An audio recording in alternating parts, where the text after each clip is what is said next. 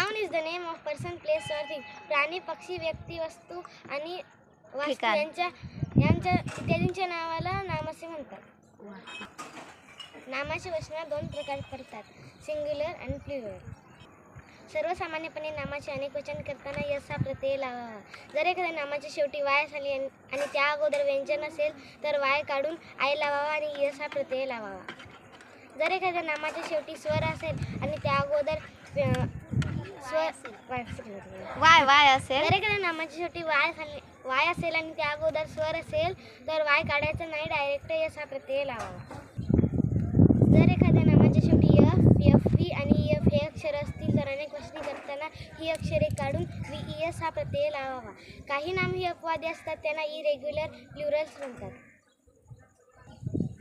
जर एखाद्या नामाच्या शेवटी S, double S, S S आणि एक्स ही अक्षरे असतील तर अनेक वचने करताना शेवटी एस हा प्रत्यय लावावा. जर एखाद्या नामाच्या शेवटी ओ असेल आणि त्या अगोदर व्यंजन असतील तर अनेक वचने करताना शेवटी एस हा प्रत्यय लावावा.